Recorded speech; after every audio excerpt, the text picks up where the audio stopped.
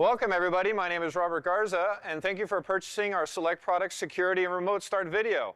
We're going to be working on a 2003 Honda Accord today. I've got Kevin from Directed Electronics and he's going to give us a hand. So what's our first step? I think we're going to go to the table and take a look at the product first. Okay, perfect. We'll see you there. So Rob, now that we're at the table, we got the products laid out here. I want to go over the products briefly. Most vehicles today have got an immobilizer-based or a transponder-based immobilizer system on the ignition switch, and there's actually a little chip inside the key that you have to bypass during remote start. You only want to do it during remote start, so you have to use a module such as this one to bypass that, and that's what we're going to use on this car. Excellent. Secondly, you got the siren. This is a very, very small siren compared to most sirens on the market, and when you mount this siren, you want to make sure to mount it in about this position right here, so water does not get up inside the horn and cause the thing to be very quiet. Well, next we have the relay pack. This is what's going to do the entire job of remote starting the vehicle. This is going to power up the ignition circuits just like the key would. And then we have the impact sensor. Mounting location on the impact sensor is going to be very critical, and we'll get to that. Basically, the best places to mount it are going to be a large wiring harness or a heater duct or something in the car where it'll pick up a lot of vibrations. And we have our valet switch, our LED. You want to go over the mounting locations for these with a customer before you get in the vehicle. And you got some other harnesses here, door locking harness for instance. These are all required for the install. Last but not least is the main harness for the alarm portion of this unit, which is the Avital 4400. It's one of the top of the line units that you guys are using here and selling. And it's a very good piece, two-way compatible, so that this remote will actually give you a page back to the unit whenever you've armed it or disarmed it, or if someone sets the alarm off, you get a page back. And this antenna's mounting location is going to be critical as well. You want to make sure that it's mounted with the little flipping off finger or whatever you want to call it pointed down. Make sure that this thing does not get bundled up just like it is in here.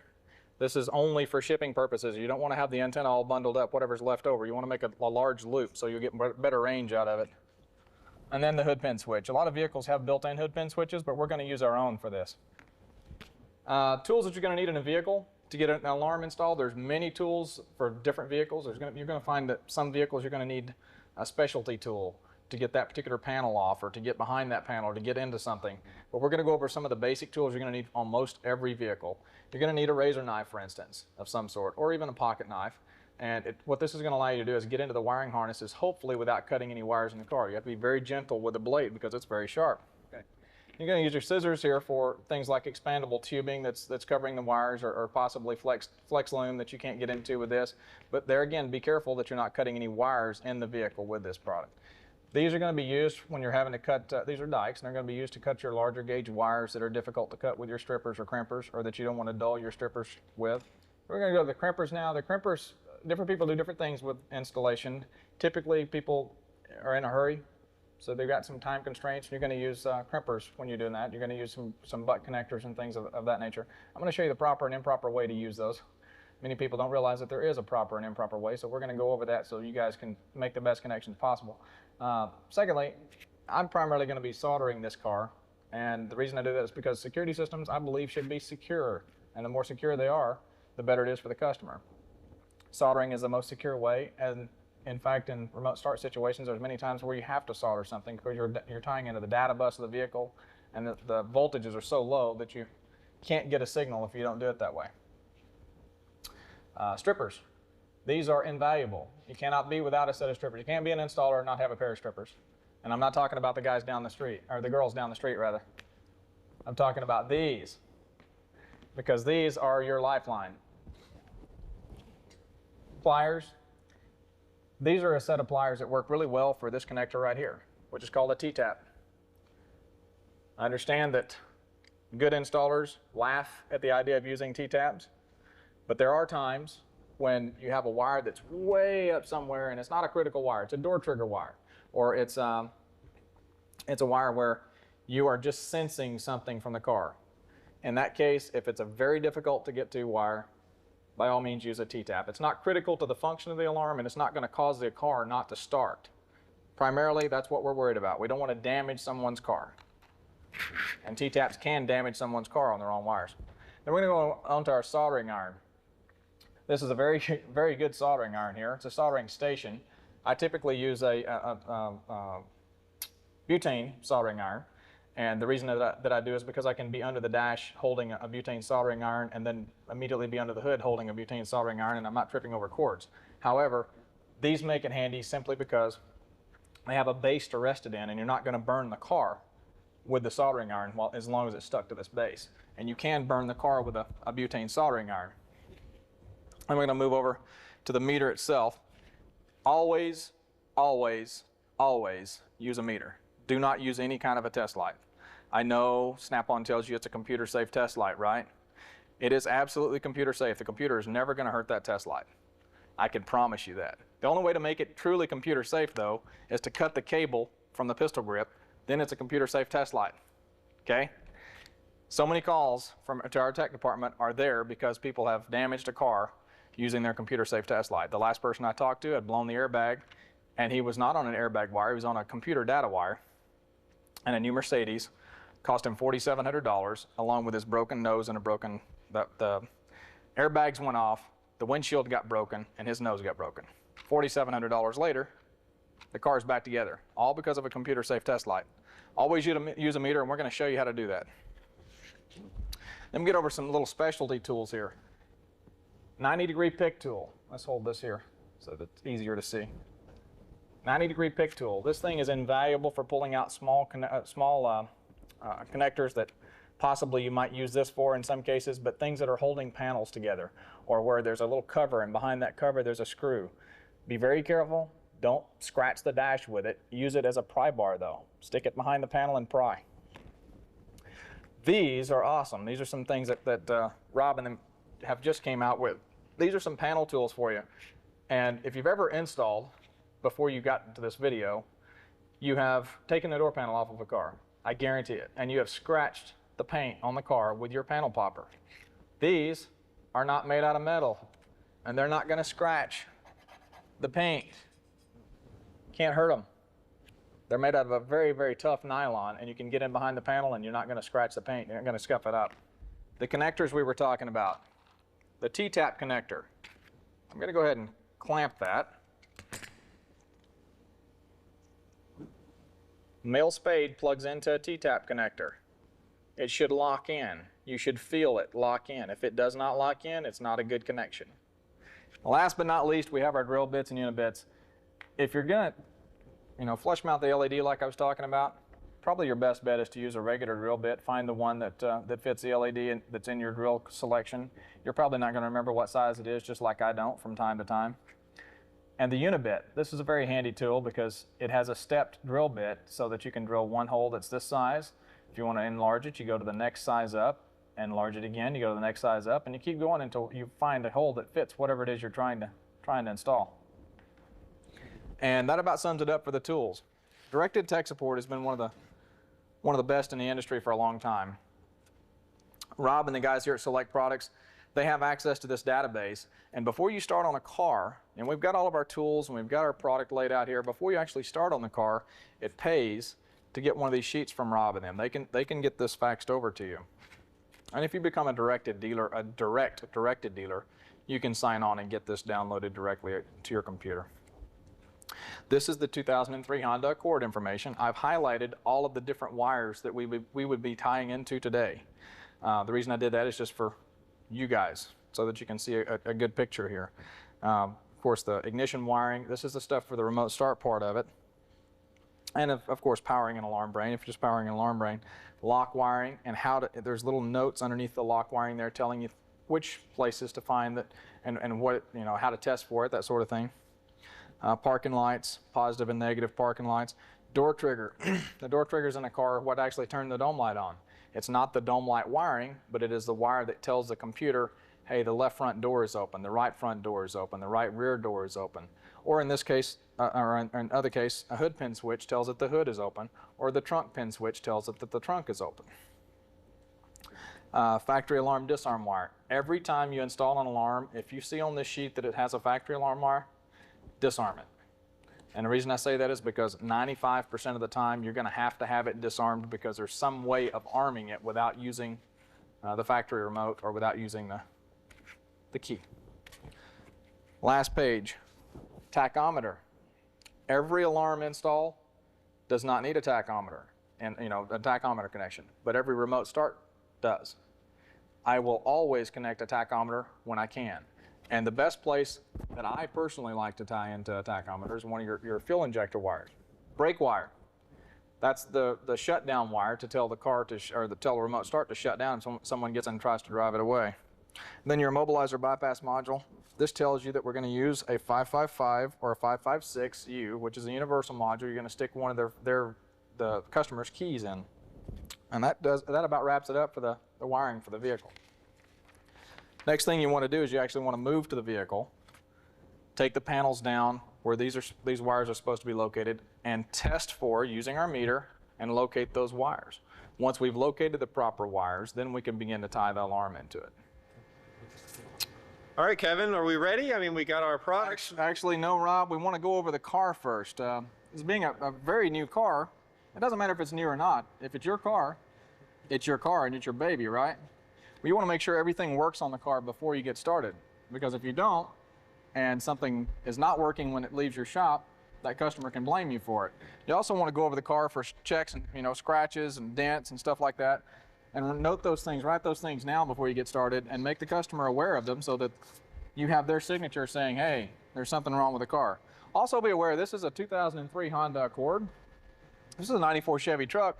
There's a whole lot less to do on it, right? That's right, because in the older vehicles, it's a lot easier to tie into the car, a lot fewer things that we have to tie into. We don't have to use any bypass modules or anything. So on this car, we have a lot more work to do, and we want to make sure that we do it right.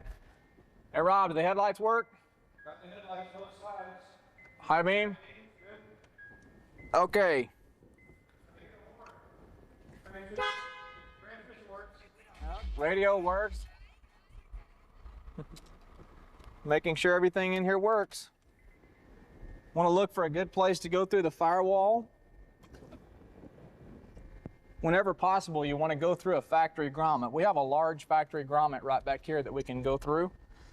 Anytime you go through a grommet, there's less chance that the wire could get chafed and cause a problem down the road. Also, at this time, I'm looking for a good, likely location to stick the siren so that it's kind of out of the way, hopefully hidden fairly well, and the wires can't be cut really easily. And sometimes that's not exactly possible. We do our best, but it's not always possible. Okay, now we have the battery totally disconnected. We can remove the battery, tray and all. We'll set it over here on our table. There again, try not to damage the car. We'll set this aside. All of our bolts for mounting it back in are right there.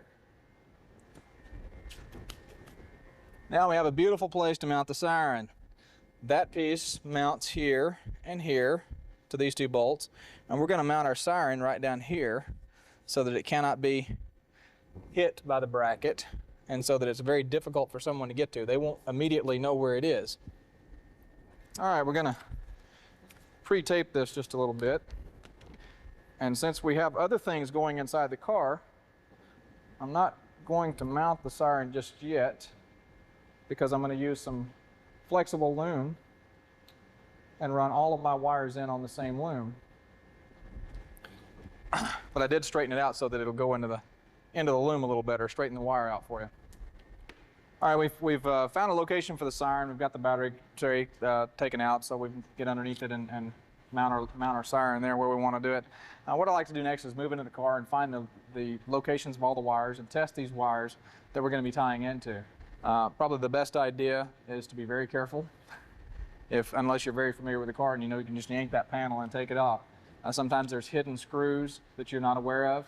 In the case of this particular panel, the first panel that we're taking off, I happen to know that there is a hidden screw underneath this little cover. And once you take that screw out, this panel comes off. You can take the kick panel out and then take the bottom of the dash off, and we can get to the wiring that we need to get to. Okay. Just got that hidden screw we were talking about here. Of course, it's locked up inside the plastic, but we know it's not connected anymore.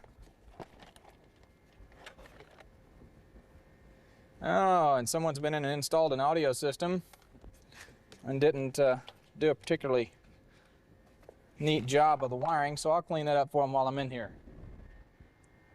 Well, We have one wire that we're going to tie into that's in this driver's kick and this harness that runs down through here. So I'm not going to clean this up all the way up to here. I'm going to try to catch this wire in this area, so it's because I have plenty of room to get to it to solder. So what I'll do is I'll clean the wiring up to about right here, and then we'll get started on the underdash. Okay, we've pulled our panels apart, and we've got into our wiring to test for all of our wires. We found the wires. We found our door trigger wire in the place where it was listed here on our TechSoft, but we found an easier place to get it up here in the A pillar, so that's where we got that wire. I want to talk about the ignition wires really quick. Your constant power wire is listed here as a white. Testing that, we show that it is constant power, so check that one off. Starter wire is listed as black-white, and here's how we test for the starter wire. This is the starter wire we've already tested, but I will show you what it does whenever we turn the key to the crank position. You notice we're getting nothing now. We're going to turn it to crank, and now we have 12 volts on it. When it's still connected to the car, you're probably only going to see about 10, 10.5, maybe 11 volts on it whenever it's cranking, whenever you turn the key to the crank position. The ignition wire that we list is a black with yellow wire, and the way that we test this wire is with the ignition off, you should get nothing, which there we're down in the millivolts again. We explained that earlier. When you turn the key on, you get 12 volts. When you turn it to crank, you still have the 12 volts, okay? That's a true ignition wire, so that is the proper wire. The accessory wires are listed as black with a red stripe and white with a red stripe. And the way that they operate is you see 12 volts when you turn the ignition key on. When you turn it to the crank position, the 12 volts goes away. You let go of it and it comes back on. We're going to test both of those to verify that they're the correct wires. Ignition off, 12 volts, crank, nothing, and then back to 12 volts when I let go of the crank with the key. So we verified those wires. Now we're going to verify the brake wire since we're here. The brake wire is listed as a white with black stripe wire. When I push the brake, we should see 12 volts. Now it's going away. What I'm doing here is preparing my bench. If I were a new installer at this location, I would be building a board very similar to what I'm building right here for my installs of alarms. And what this does for you is it allows you to stick screws in and out of a board instead of sticking screws in and out of your table. And whenever you're not doing an alarm, you can remove the board from your table. And when the board is not on your table, you have plenty of room to work without scuffing something up. If you notice here, I've drawn a picture of the alarm brain itself, and I will mount this alarm brain to that same place every time I do one of these alarms. A couple of 1-inch drywall screws here, and we won't screw all the way down into the table. I like to put them at opposite corners.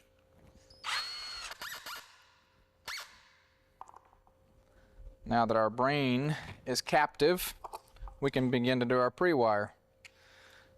Valet switch, LED. These things we're going to mount to the car and then plug into the brain. So those I'll leave like that. Shock sensor. All of our impact sensors have this wire dangling. It needs to be dangling from this end, not from this end. This is if you're going to add another one of our impact sensors or something that has a dual zone capability that we produce. What we're doing here is making our wires look like the wires in the car. In this case, the car wires are either covered in flexible tubing or they're covered in tape. This makes the thief that decides to get in this car have a little bit more difficult time finding your wiring and unplugging it since he doesn't know what's what. There's the shock sensor. There we go. Okay, I want to point out something here before we go any further with the pre-wiring. Relay number 1 for the ignition is the one that has the heavy gauge pink wire here. That's this relay here. This little jumper, this little pink jumper that you see right here jumps over from the activation to this relay to activate this wire, this heavy gauge pink with a white stripe wire. We're going to cut this loose from this wire and we're going to connect it to the accessory wire, because in this car, remember, we have 2 accessories that need to be powered up and 1 ignition. And we want the 2 accessory wires to act like accessories, meaning they come on before crank and they drop out during crank and then they come back on. So that's a piece of pre-wire info that I was going to show you.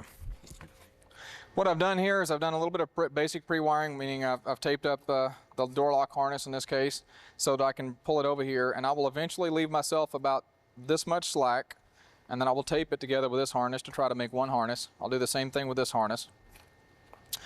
This harness, by the way, has your hood pin switch wire in it, the gray wire.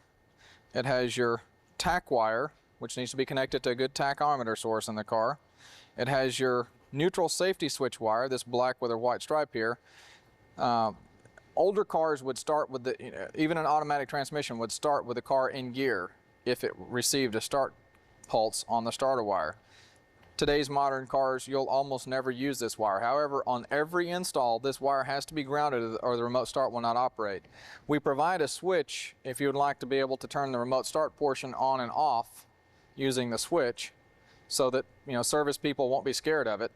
In this case, since we're doing the hood pin switch on the car, I'm not going to install this switch. I will just ground this wire. You also have the brake input wire, which is an important connection. That's a shutdown, so that if things remote start and somebody breaks in and they push their foot on the brake, it's going to shut the remote start down. You have the blue status output. The blue status output, what this wire does for you is any modules that need to be activated to bypass a factory security system, like the transponders and the keys we were talking about, this wire will do that for you. This wire is a ground output while running. It comes on 2 seconds before any of these relays do, telling the system in the car that it's about to turn the key, you're about to turn the key on. So in some cars where we have a key sense we have to energize, this would be the wire that you'd run to a relay to do that. The same thing applies to the blue or the black wire. This is a second status output and can be programmed to do other things, but second status is the main thing that it's there for.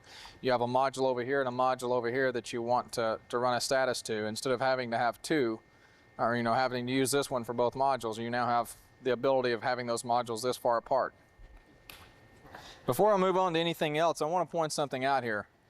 Every time I do an alarm, I always read the manual. And you should too. I don't care if it's my remote start that this company that I work for built or if it's someone else's. These things change. Sometimes the manual itself changes because we've done a little bit of programming. There's a little bit of programming changes inside here. You're not aware of it until you get the alarm installed, and all of a sudden it's not operating like you think it's supposed to. So every time you do a remote start, flip through the manual, make sure it hasn't changed. What I'd like to see right here, for instance, main power harness. Just check, make sure the wire colors are still the same, and take the descriptions, make sure they haven't changed. If they haven't changed, then you can move on.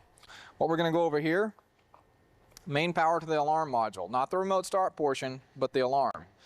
It will not remote start or be an alarm without this wire being powered. However, if this gets unplugged or if these relays die or these fuses blow here, the alarm will still work because of the power coming off of here.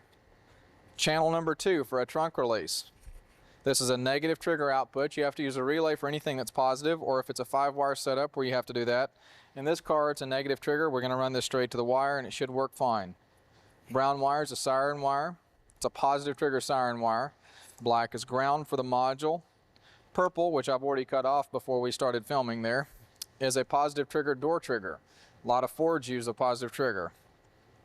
I'm not using it, so I just simply cut it off. Don't ever pull it out of the plug because you may have to remove this alarm at some point in the future and install it in a new car. This wire is the blue trunk input. This is what we're going to use to tell us when the trunk itself gets opened.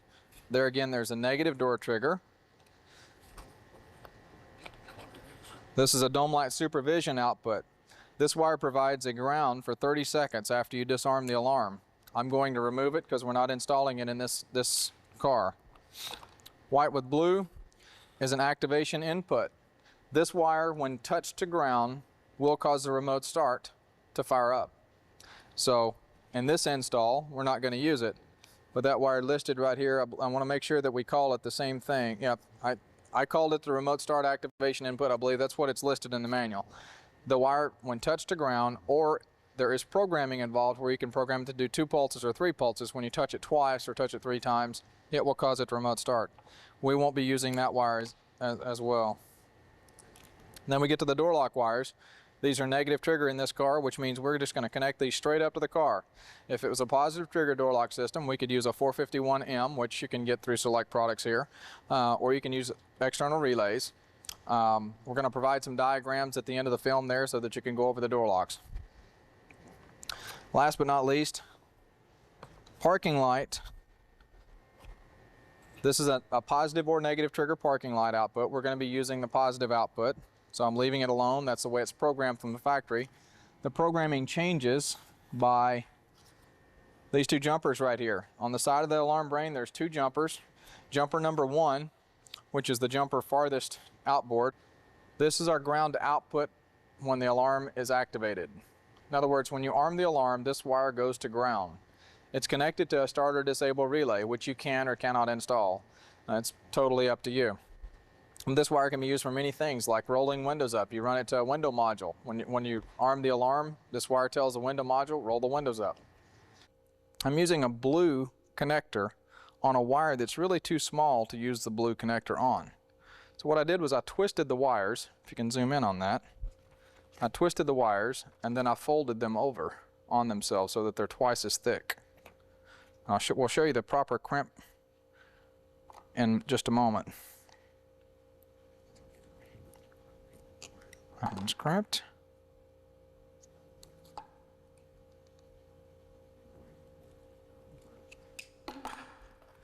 Door locks. Parking light is the next thing in line, and it's not a very long wire from where the brain is going to be mounted. So we'll go, a foot. That's a solder connection. So I'll leave myself plenty of room. Now, this is my next harness. This is going to be my longest harness. This is my trunk release and my trunk trigger. One of these is going to be a soldered connection because it's a higher current connection. The other will be a butt connection.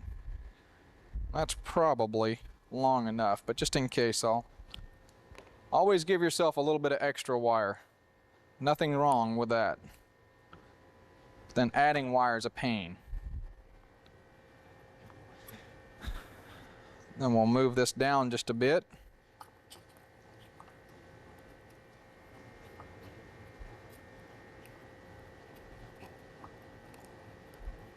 So now we're starting to have a tree come off of the main harness here. What's going to go to the ignition switch off of this? Nothing, right? We're going to power this off of the fuse box. However, we do have things here that will need to go together and go to the same place. We have a ground that's for the data module.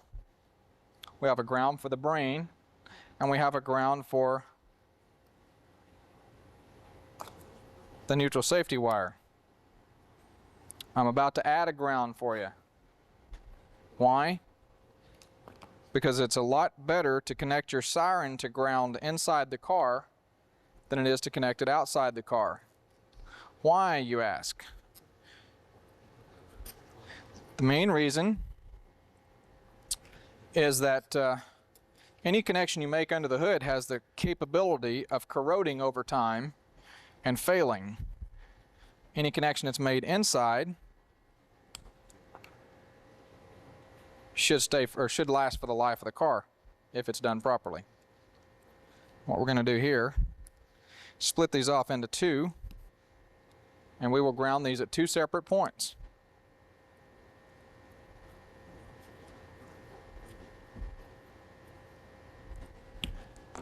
There's our ground harness. Now we need ring terminals for these, and we'll have to crimp those on unless we solder them. In order to solder them, we'll have to take the insulation off.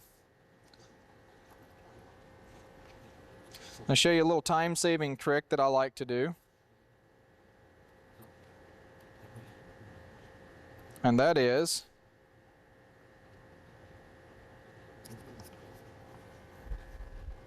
I know that I have to make connections at the ignition. And the connections that I have to make at the ignition are not critical for anything other than remote start and programming. However, since I have to get there and it's a nice open area, I like to make any connections that I don't have to make to the car in that area if I can. And what I just did was I separated out our siren wiring, which was the ground that I just added, and the brown wire, and then I connected the the hood trigger and the tack all in the same harness here. And these will run up to the ignition column, where we will solder those together with the wires that come in out from under the hood. All right, guys, we've got the alarm pre-wired here. Just wanted to kind of point it out to you what we've done. The relay pack obviously is ready, and we've got our wires all stripped down so we can solder those because those are critical connections. This is our harness for our bypass module. I haven't put any connectors on it or anything because I am going to solder it. Door lock, we've got our T-taps on it because we've got T-tap or our male spades because we have T-taps in the car for the door locks. Door trigger, I have a butt connector on it because I wanted to demonstrate how to use a butt connector, and that properly anyway. Parking lights, there again we're going to solder that connection. Brake wire, solder that connection. This is our trunk release and our trunk trigger. We're going to butt splice this one and we're going to solder this one. I have not put the butt splice on there, and I will before I take it to the car. Starter disable, power, tack, solder connection, remember? And this is our siren, which is a butt connector, which is fine. And this is our gray for our hood trigger. I want to point out these butt connectors. The ones that Select Products uses here, and the ones that you order from them, are quality butt connectors. There is not a seam inside this metal sleeve inside here. Most of the butt connectors you're going to order from places that I will not name, or that shall remain unnamed. Anyway, most of these butt connectors that you buy from these companies have got a seam in the butt connector. And if you have the butt connectors turned the wrong way in your crimpers, which I will demonstrate that later, or we'll show you the proper technique, and you crimp it wrong, that connection will come loose. It's not a matter of will it, it will. It's just a matter of when, okay? These are not going to do that on you. It doesn't matter which way you have this turned in your crimper. You can crimp it any different direction and it's still going to stay on the wire, and it's going to be a good connection. Okay, we're going to find the tack wire really quickly. Everything else under the hood, we know where it's going. I've got the battery installed temporarily, and I've been using it to do our testing. Tack wire is usually easiest to find and the best tack source if you grab it from one of the fuel injectors. If you'll notice, there's a fuel line that runs back to the back of the car. It comes up here and goes into a rail on this car. Most of the time that's the way it works. And then you'll have a little two-wire harness plugging into something right beside that. Each one of those is a fuel injector, and you can get a reliable tack source off of that fuel injector. Okay, I know it's a little loud here, but we've started the engine up and we're testing for the tack wire. If you'll notice, we have 1.6, 1.7 volts. We have our meter set to AC. We're on one of the fuel injector wires. And whenever you change the throttle position, which is a bit difficult for me to get to and change from this point, you'll notice that it changes.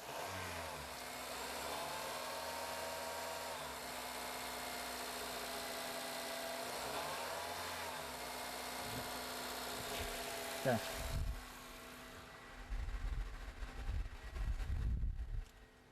In this case, it helps to unplug the connector so that we have a better way of getting to the wire. Make sure anytime you unplug a connector in the car, make sure the ignition is not on, and make sure the battery is disconnected if it's airbag or other computer data lines. This is not a computer line. It actually does go to the computer, but it's an output from the computer, not an input to the computer. So what we're doing is twisting the wire. I'm going to solder this connection, retape it, and move inside the car after we get everything ran in there. Okay, what I've done here is make up a harness basically that's going to go inside the car. This is underneath the battery box. This is going to be going right here, the pin switch, and all of this is going to run down underneath here and go through the grommet to the inside of the car. We want it to be hidden. We want it to look like the wiring outside the car. And if you notice, all the wiring outside the car has this type of covering on it. So with the exception of this, which I want to run out this side, I'm going to mount our pin switch here where we have a little bit of adjustment.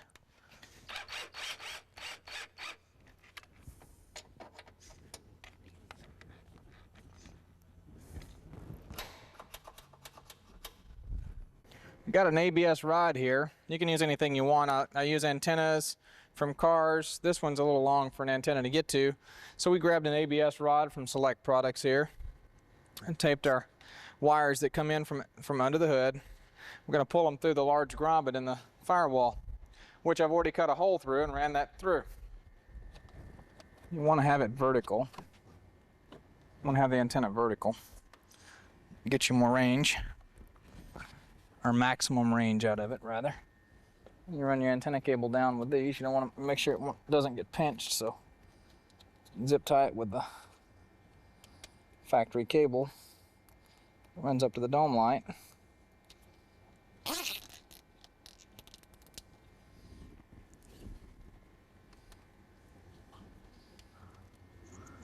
Door locks, door lock connections. Anytime you use a T-tap connector, you want to make sure that the little metal tab actually goes into the T-tap and snaps in. This is our lock, this is our unlock. They're again not critical connections, so T-taps are fine if you have to resort to it. The parking light wire is right here. This is going to be kind of a bear to solder because I'm not left-handed. And it's a crucial wire, so you need to solder it? And do need to solder it. It's a higher current wire, and anytime you use a higher current wire, you want to make sure you get the best connection possible because resistance causes it to heat up. And when you have your remote starter started for 20 minutes, it could cause it to melt. That's good. We tested the brake wire earlier and found it to be the white with black, just like our document said. So now we make our connection there.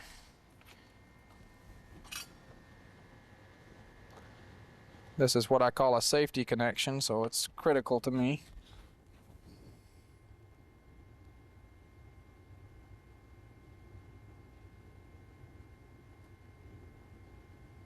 Ignition harness stuff. This is not our heavy gauge wires yet because I don't want to make my power connections until I've got my ground done, because that can actually harm an alarm in some cases.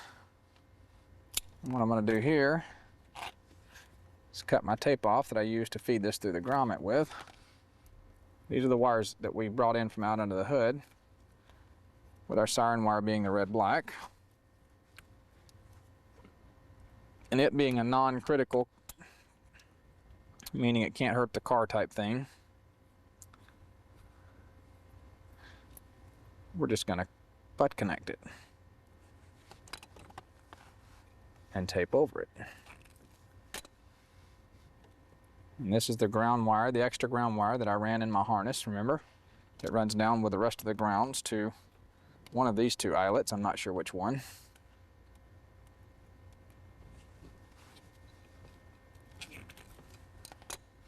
And then our hood pin switch.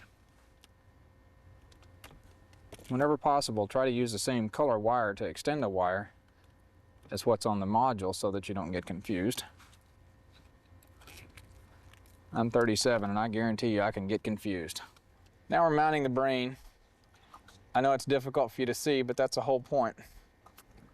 We don't want the thieves to be able to find it real easy. So it's in a place that's really not that accessible. Spot to mount the relay satellite pack, and got a nice location. It's just a bit tough to get to and actually mount it to something unless you're 3 feet tall and have really tiny hands. Way up on the firewall? Way up on the firewall here, in the kick panel, up high, wedging it up above a large wiring harness, and hopefully still having plenty of length here to run across into the ignition harness. But I may be optimistic there. We're going to use a deburring tool on a die grinder. You can use a brush, wire brush, or whatever to scrape the paint off of a painted metal surface to ground it. The best ground on the car is always going to be a painted metal surface you scrape the paint off of, or the battery's ground post.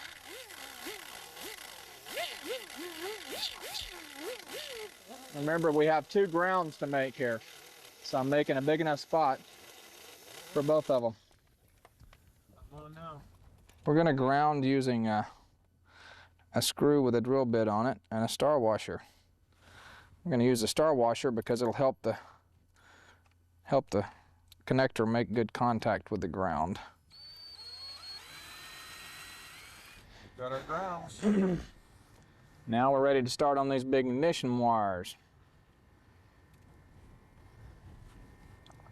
On our starter disable, we cut our starter wire to do the starter disable, and what we're going to do here is we're going to connect to the side that goes into the car, not into the ignition switch, with the starter from the remote start, or starter wire from the remote start, and with the wire that goes to the starter disable. Sitting here twisting the starter wire together with the remote start wiring. Got it nice and tight. On these wires, the actual individual wire strands are pretty thick, so you want to make sure that you twist those as tightly as possible because there'll be sharp edges sticking out of your solder if you don't. And then remember my piece of wire or my piece of solder that I twisted up earlier. You want to sit here and solder this until you see it flowing into the wire. It'll actually suck itself down into between the strands of the wire whenever it's hot enough. And there you have it. I left my torch over there, but we're going to show you the heat shrink. Take the heat shrink tubing. It shrinks up against your connection nice and tight. And then if you want, because these are heavy gauge wires and they, like I said, they can be sharp, go ahead and go over it with a little bit of tape.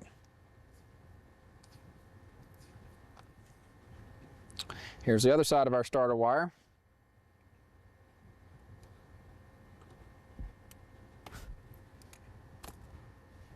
You are kidding, that's some heavy stuff. Some heavy gauge wire, isn't it? Get us another piece of heat shrink tubing here. Slide it onto this wire.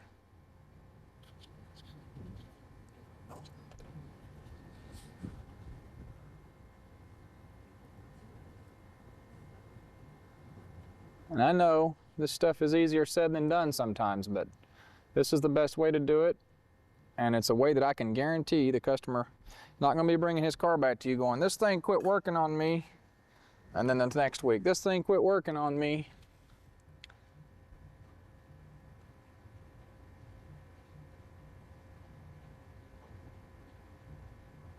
Now if you hold the camera on that, you'll see that eventually will just suck itself into the wire. See how it just pulled in just there? Yep.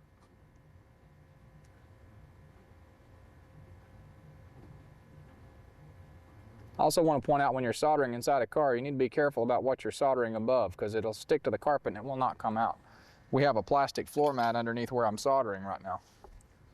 Okay, we're done with the ignition harness and we're starting to tape it up so that it's going to look like the factory wiring once again.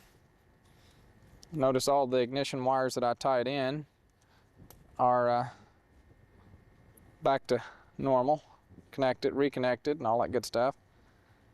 And we'll cover this up with tape like it was from the factory.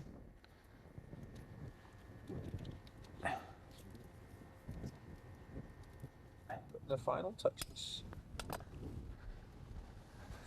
Well, we need to power up the relay for the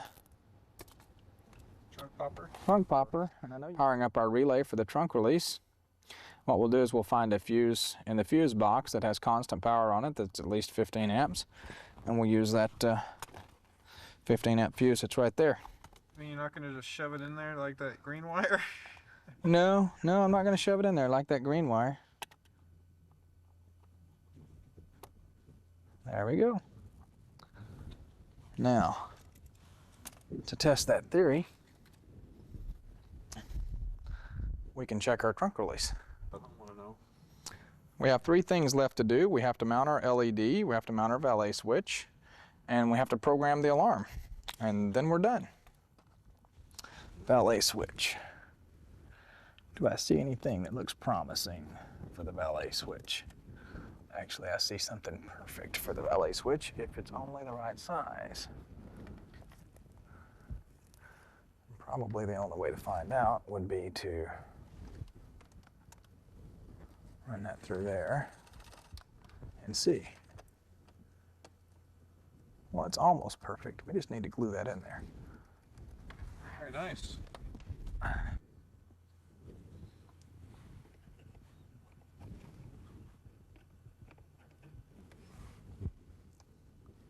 Use some of Select Products' 2-part glue here.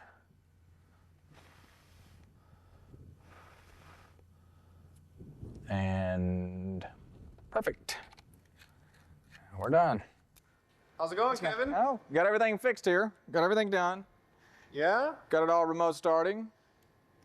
That wasn't that long. Was it about 3 hours? Something like that.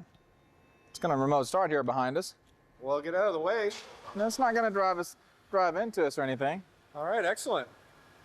Well, thanks for buying our security video. My name is Robert Garza. This is Kevin from Directed Electronics. We'll see you on the next video.